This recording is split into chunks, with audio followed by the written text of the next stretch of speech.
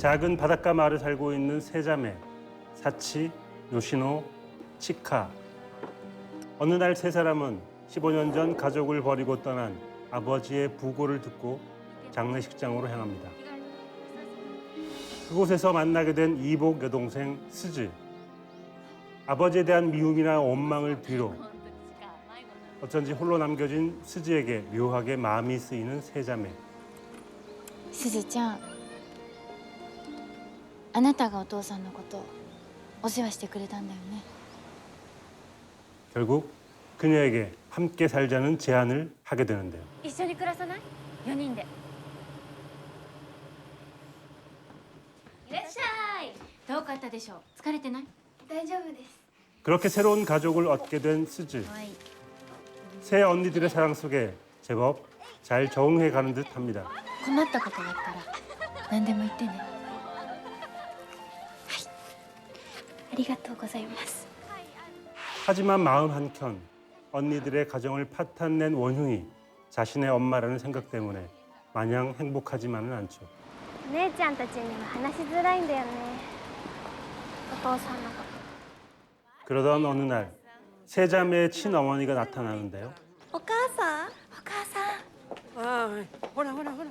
ああ、そうなの。はじめまして、サチたちの母です。 그녀들의 집을 처분하겠다고 나서는 상황. 実はこの家なんだけどね。思い切って処分したらどうかなと思って。お母さんにこの家のことどうこうする権利なんてないでしょ。でも元はといえば、お父さんが女の人作ったのが原因じゃない。ねえ、ちょっと二人ともやめなよ。 과연 네 자매는 보금자리를 지켜내고 진정한 행복을 찾을 수 있을까요? 남겨진 사람들을 보듬어 안는 고레다 히로카즈의 따뜻한 시선. 바닷마을 다이어리. 네, 두 번째 영화는 바닷마을 다이어리입니다. 네, 어떻게 생각하면 리틀 포레스트하고 비슷한 점이 굉장히 많아요. 굉장히 많고요. 네. 이 영화는 우리가 안 했었나 싶을 정도로 친숙한 영화이고 네. 고레다 히로카즈 감독님의 영화인데 우리가 안 다뤘다. 네, 이런 생각이 고레다 들었습니다. 히로카즈 감독이 워낙 영화를 많이 만드시니까 네. 히로카즈 감독의 10번째 영화입니다. 네. 그래서 어쩌면 이 리틀 포레스트와 함께 엮이기 위해서 기다리고 있었던 것은 아닐까 싶을 네. 정도로 유사한 점이 많죠. 그랬을 수도 있어요. 우리 뭔가 무의식 속에서 네. 보다 더 나은 주제를 위해서. 네. 이 바닷마을 다이어리는 이제 네 뭐라고 그럴까요? 자매 이야기라고 할 수 있겠죠. 세 자매는 아버지와 어머니가 같은데 네. 한 자매는 아버지는 같지만 어머니가 다른. 네. 그러면서 양자 사이에는 약간의 어떤 고원 같은 게 있는 네. 그런 상황에서 이 아이를 데리고 와서 함께 네 자매가 살게 되는 그런 이야기입니다. 아버지가 그런 생활 중에 그렇죠. 외도한 사람의 네. 딸이기 때문에 사실 서로 미워하는 게 정상인 것처럼 보이지만 일반적으로 그렇게 다르죠. 그렇죠. 네. 하지만 그 네 자매가 행복하게 사는 모습이 약간 의아할 수밖에 없는 그런 그게 이제 이 영화에서 굉장히 흥미로운 네. 지점인데 이 네 자매 중에서도 이제 특히 첫째와 넷째가 굉장히 중요하잖아요. 네. 넷째 역할을 맡게 된 히로세 스즈, 네. 첫 번째 역할을 맡게 된 아야세 하루카 같은 배우들이 굉장히 돋보이는데 네. 특히 두 사람에 집중해서 보면 좋지 않을까 싶어요. 저는 고레다 히로카즈 감독님의 파워를 느낄 수 있습니다. 어떤? 이 대단한 배우들을 네. 한 자리에 다 모았다는 거예요. 그러니까요. 사실 일본에서 엄청난 배우들이거든요. 네. 거의 탑급의 배우들 4명을 한 자리에 자매로 했다는 것은 모든 사람들이 이 고레다 히로카즈 감독님의 영화를 신뢰하고 있구나. 특히 제가 이 리틀 포레스트와 같이 생각하게 된 이유는 네. 고레다 히로카즈 감독님의 영화에도 별로 악당이 없어요. 사실 이 영화에는 악당처럼 보이는 아버지의 존재가 있지만 네. 나중에 알고 가면 보면 네, 사실 아버지에게도 아버지의 사연이 있기 때문에 악당으로 생각하지 않기로 했다라는 딸들의 모습이 나오기 때문에 악당은 어쩌면 시간, 잘못된 감정, 어긋난 사랑 이런 것들이 악당인지 사실 인간이 악하게 나오지는 않기 때문에 리틀 포레스트와 맞아요. 비슷한 측면이 있는 것 같습니다.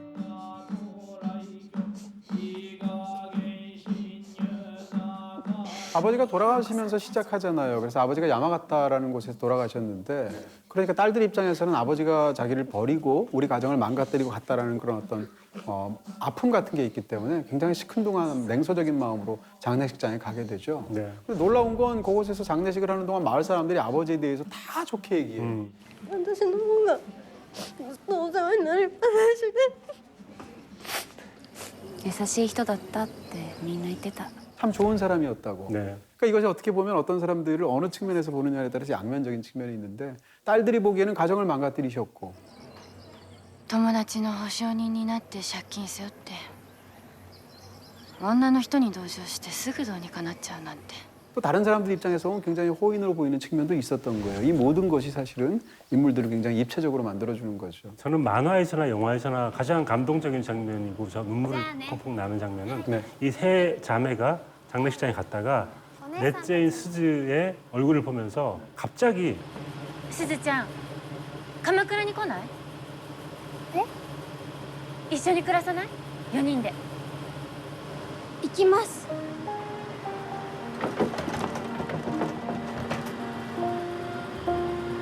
그 장면이 전 너무 마음이 너무 아프고 이심전심이죠. 그렇죠. 그리고 스즈가 그동안 아버지를 간호하기 위해서 얼마나 힘들었을까. 그 시간을 단 한마디로 보상해 주는구나라는 생각을 하게 되면서 그 장면이 진짜 감동적이더라고요.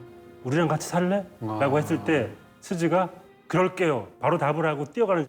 네, 그러니까 장성은 이 딸들 입장에서 본다면 아버지가 원망스럽잖아요. 가정을 깨고 나가서 어떻게 생각하면 자기들 버리고 갔으니까. 네.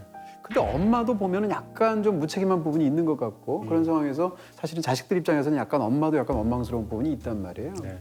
그래서 그렇게 상처만 줬다라고 이제 앞에 세대 그러니까 부모님들이 생각하고 있는데 뒤로 가면 갈수록 사실은 엄마 아빠로부터 이렇게 물려받은 굉장히 좋은 것들 그런 것들도 이제 점점점 생각하게 되는 거예요. 대표적으로 영화 속에서 마치 리틀 포레스트처럼 음식들을 생각하게 되죠.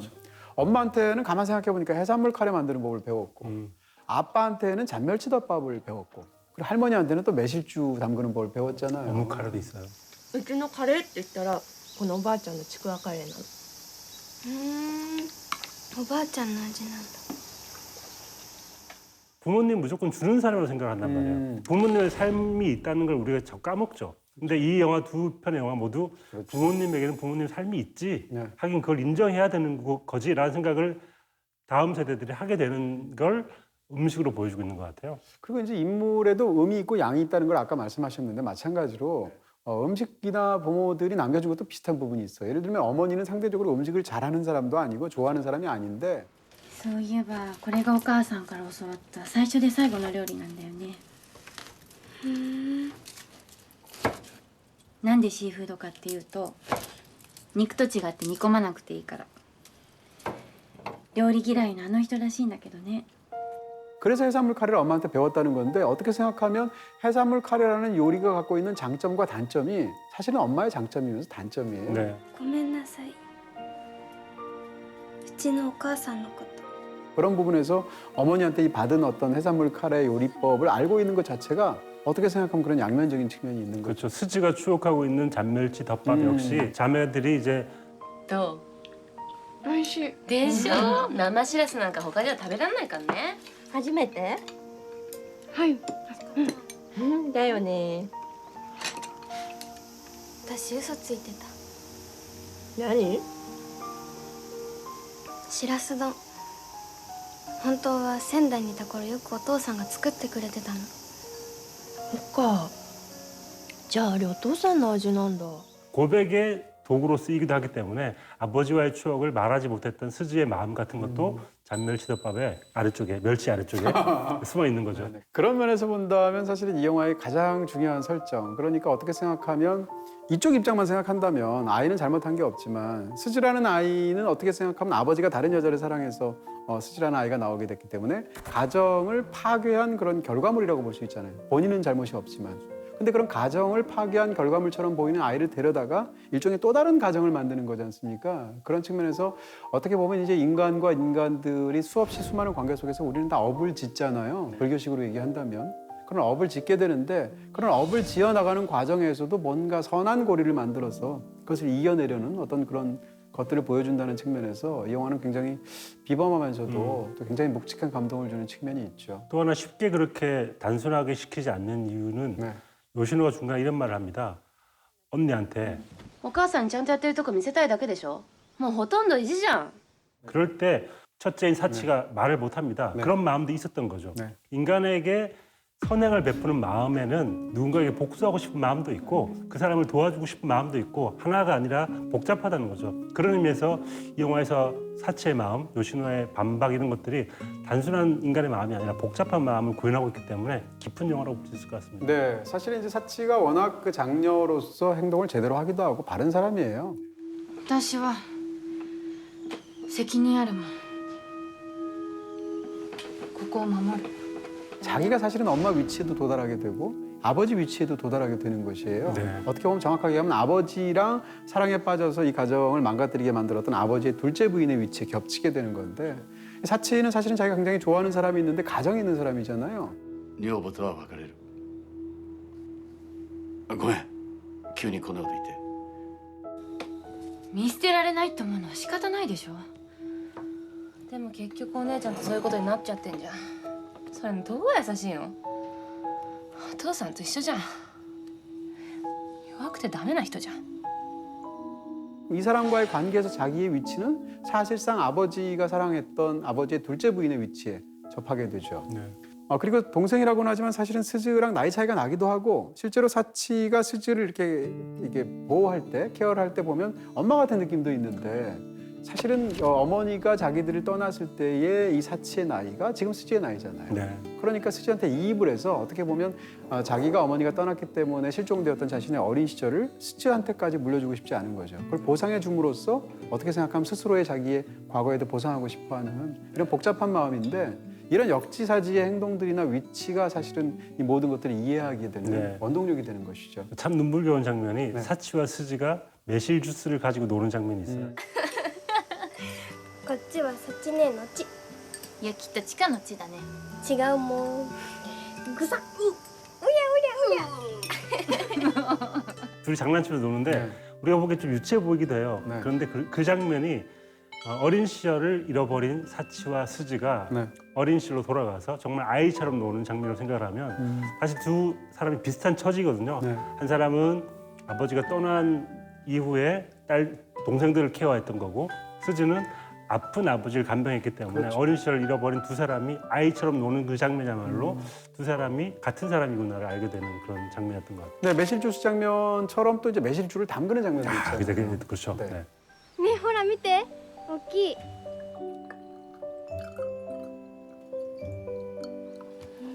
すごいこれ全部梅酒なんですかうん。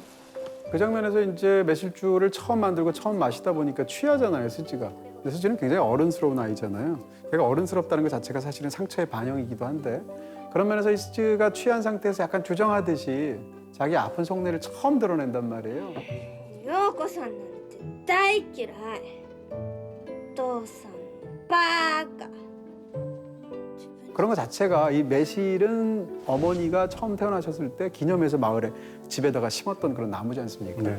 그런 측면에서 본다면 그런 전통이 있는 그런 매실을 처음 먹고 나서 이 아이가 자기의 그 아픈 속내를 처음으로 털어놓는다는 측면에서 굉장히 또 이 장면이 은유적이기도 하죠. 이 영화에서 또 다른 중요한 주제가 저는 내가 있을 곳은 어디인가라는 주제인 것 같아요. 坂下さんってうち来る前都市銀にいたんですよね。なんで辞めたんですか。なんか自分の居場所はここじゃないって突然気づいたっていうかそういうことってない？ 그때 요시노가 멍하게 바라보거든요. 근데 이 영화에서는 내가 있을 자리는 어디이고 내가 있으면 안 될 자리가 어딘가에 대한 얘기가 많이 나옵니다. 私ここにいていいのかな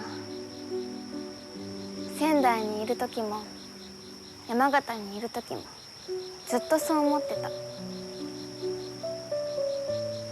私がいるだけで傷ついている人がいる 내가 언니들을 괴롭히고 고통을 주는 것 같아라고 얘기할 때 사치가 이렇게 얘기하죠. すずはここにいていいんだよ。ずっと。 불편한 그 사람을 그 자리에 함께 있어주는 게 어쩌면 자리에 대한 이야기를 하는 아주 감동적인 장면들이었던 것 같습니다. ここにいたいずっと 네, 이제 이 영화에서 가장 인상적인 장면, 많은 분들이 이 장면 꼽지 않으실까 싶은데, 네.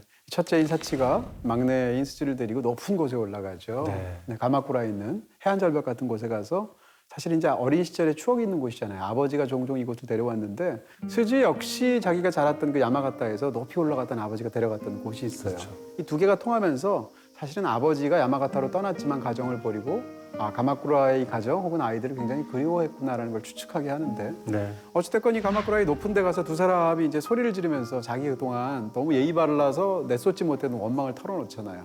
그래서 첫째가 크게 외치잖아요. お父さんのバカお母さんのバカお母さんのこと話していいんだよ。 그러면서 이제 두 사람이 서로 엄마 얘기를 처음으로 하게 되는데 네. 엄마 얘기는 금기예요. 왜냐하면 두 자매가 이런 어떻게 생각하면 과거에 이런 안 좋은 연으로 이어지게 된 게 두 엄마 때문이잖아요. 그럼에도 불구하고 둘이 마음을 마음전히 놓고 서로 통할 수 있게 된 건 서로 결국 각자 엄마 얘기를 하는 것인데 이 영화는 약간 여성 영화적인 측면도 있지 않습니까? 그렇죠. 네. 영화에 등장하는 여성들은 이 집을 지키고 이 마을 전체를 지키고 있는데 남자들은 계속 여기서 어딘가 외부에서 오던가 아니면 있다가 떠나는 존재로 다 묘사된단 말이에요. 네. 그런 측면에서 결국은 아버지 때문에 원래 인연이 있었던 두 자매가 사실은 결국은 인연이 없는 어머니의 얘기까지 끌어들임으로 인해서 결국은 진정한 인연을 맺게 된다는 측면에서 네. 이 장면은 시각적으로나 어떤 의미적으로나 굉장히 중요한 장면이 아닐까 싶어요. 일단 영화 시작할 때도 언덕에서 마을을 바라보는 장면이 나오고 네. 또 똑같은 장면은 아니지만 반복되는 장면인데 만화에서도 사실 이 장면 되게 중요하잖아요. 네. 눈물 펑펑 흘리면서 그렇죠. 소리 네. 지르잖아요. 네. 그래서 어쩌면 두 사람이 마음을 이어주는 그 장소에 대한 이야기이기 때문에 그렇게 감동적이었던 것 같습니다. 맞습니다. 전 최고의 한 줄인데요. 네. 영화 후반부에 네 자매가 바닷가를 거니는 장면이 있습니다. 네. 한 줄로 이렇게. 그럴 때 스즈가 안 보이고 네. 언니들만 보여주는 장면이 있어요. 네. 그래서 그 장면이 저는 왜 그렇게 스즈가 안 보일까 생각을 해봤었는데 스즈에게 필요했던 이 세 사람을 보여주었던 것 같습니다. 첫째 사치는 책임감과 부모 역할을 해주는 그런 어른의 역할이었던 것 같고요. 둘째 요시노는 자율분방하고 아름다움을 알려주는 언니였어요. 그리고 셋째 치카는 정말 친구 같은 언니였어요. 그래서 한 아이가 자라기 위해서는 책임감과 아름다움을 알려줄 수 있는 사람과 친구가 필요하다. 이 세 자매가 그 역할을 대신해주고 있구나라는 장면을 그 한 줄로 보여주고 있더라고요. 그래서 저 세 명이 나란히 있는 그 한 줄이 전 최고의 한 줄이었어요. 진짜 한 아이가 자라려면 온 마을이 도와줘야 되는 거군요. 그렇죠. 네.